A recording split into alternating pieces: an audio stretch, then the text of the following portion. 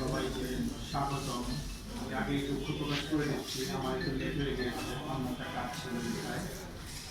সবাই ধৈর্য ধরে শুনছেন, সেজন্য সবাইকে অসংখ্য ধন্যবাদ জানাচ্ছি। উপস্থিত আমাদের সাংবাদিক ভাই বৃন্দ এবং লাইসেন্সারি সুবৃন্দ, সবাইকে আগাম শুভেচ্ছা।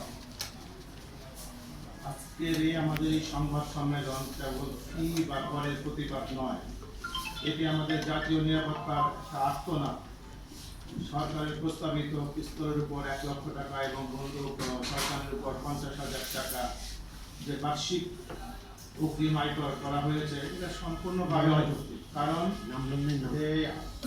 আগ্নেয়াস্ত্র থেকে আমাদের তো কোনো ইনকাম নাই, অ্যাডভান্স ইনকাম ট্যাক্স কোথায় দিতে হয়? যেখান থেকে আমাদের ব্যবসা হবে, আয় হবে, সেখান থেকে আমরা অ্যাডভান্স ইনকাম ট্যাক্স দিতে পারি। কারণ এটা আমাদের সরকার নির্ধারিত একটা কর দিতেই হবে, এটা বার্ষিক একটা নিয়ম দিতে হয়। কিন্তু এটা যদি আমাদের ইনকামের একটা পথ হতো, এখান থেকে যা আমাদের ইনকাম হচ্ছে সেটা কিন্তু কোনো ব্যবস্থা নেই। আমরা যখন ইম্পোর্ট করি আমরা অ্যাডভান্স ইনকাম ট্যাক্স দিই, পণ্য বিক্রি করলে অনেক সময় অ্যাডভান্স ইনকাম ট্যাক্স থাকে, কিন্তু এখান থেকে শুধু আমরা ট্যাক্সই দিচ্ছি। তো দেশের বর্তমান যে ভঙ্গুর আইন শৃঙ্খলা পরিস্থিতি এবং লুণ্ঠিত অস্ত্র উদ্ধারের চেয়ে বৈধ অস্ত্র যে নিরস্ত্র করার পায়তা চলছে এই অ্যাডভান্স ইনকাম ট্যাক্স দিয়ে, এটা একটা আত্মঘাতী আমার মনে হয় সিদ্ধান্ত। বৈধ এটা সরকারই ভালো বলতে পারবে কি মনে করে তারা করেছে। বৈধ অস্ত্রধারীরাই বর্তমানে সমাজের কিন্তু একটা অদৃশ্য সুরক্ষা রক্ষা করেন।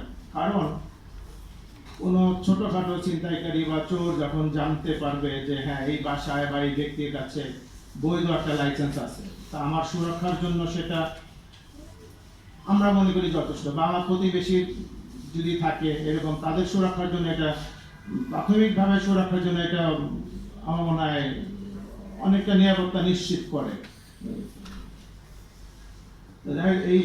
এই অযৌক্তিক আন্দোলনের ইয়েকে সংগঠিত করার নেপথ্যে রয়েছে আমাদের মুখপাত্র জুয়েল, জনাব মাহবুব খুদা জুয়েল, তার নিষ্ঠা বিচক্ষণতার সঙ্গে আমি ব্যক্তিগতভাবে তাকে সঙ্গ নিয়ে গত পরশুদিন আমরা অর্থমন্ত্রী বরাবর আমাদের একটা এই করটা প্রত্যাহার করার জন্য একটা আমরা প্রেয়ার দিয়েছি।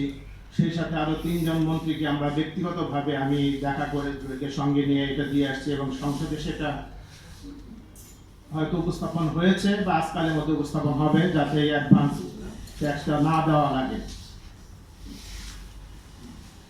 আশা করি যে অচিরেই হয়তো আমরা এটা একটা সুফল পাবো, আশা করি। তা আমরা যদি এইভাবে আমরা সংগঠনের সঙ্গে জড়িত থাকি, সবাই আমরা যার এখানে আসলে ব্যক্তিগত কোনো স্বার্থ নাই, এখানে সমষ্টিগত স্বার্থ। কারণ ট্যাক্স যদি আমাকে দিতে হয়, আপনার আরো যারা লাইসেন্সধারী আছে সবাইকেই দিতে হবে। কাজে একটা এই মানে অন্যায় বা অবিচার একটা এই ট্যাক্সটা 1 লক্ষ টাকা পিস্তলের ক্ষেত্রে, 50,000 টাকা বন্দুকের ক্ষেত্রে, এটা অনেক বড় একটা বোঝা হয়ে দাঁড়ায় আমাদের ক্ষেত্রে, অনেকের ক্ষেত্রে। কাজে আমরা একটা সরকারের কাছে জোর দাবি জানাচ্ছি, সেই মোতাবেক আমরা যে মন্ত্রী মহোদয়কে, অর্থমন্ত্রী মহোদয়কে, আরও 2-3টা মন্ত্রীকে আমরা দিয়েছি, আশা করি তারা একটা সুবিচার আমাদের প্রতি করবে, যাতে আমাদের এই অতিরিক্ত করের বোঝা থেকে আমরা নিষ্কৃতি পাই। এইটাই আমাদের আসলে মূল উদ্দেশ্য। এখানে আমরা যারা পাশাপাশি আন্দোলনের আমাদের আরো যারা সংগঠক আছে, তাদের মধ্যে আমাদের কামরুদ্দিন রাশেদ সাহেব আছে, জামালুর রশিদ বাবু সাহেব আছে, জনাব জানে আলম জান্টু, মুস্তাফিজুর রহমান বাবুল সহ সকল নেতৃত্ব যারা ক্লান্ত পরিশ্রম করছে এই কয়েকদিন যাবৎ, এবং আমাকে সময় নেই, রাত 4টার সময় আমাকে মেসেজ দিচ্ছে।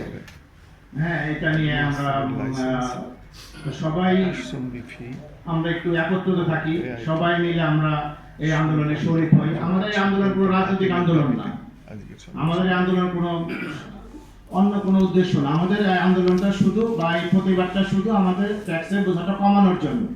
এটাতেই আমরা খুশি যদি গভর্নমেন্ট এটা নিরাপত্তা দেয়। এখানে জাতীয় নিরাপত্তার একটা বিষয় আছে। আমরা কিন্তু যারা, আবারও বলছি, আমরা যারা লাইসেন্সধারী আগ্নেয়াস্ত্রধারী, তারা কিন্তু সমাজের বা রাষ্ট্রের একটা অদৃশ্য নিরাপত্তা আমরা রক্ষা করি। সেটা হয়তো প্রাতিষ্ঠানিকভাবে না, ব্যক্তিগতভাবেই আমরা রাষ্ট্রের অদৃশ্য নিরাপত্তা আমরা রক্ষা করছি।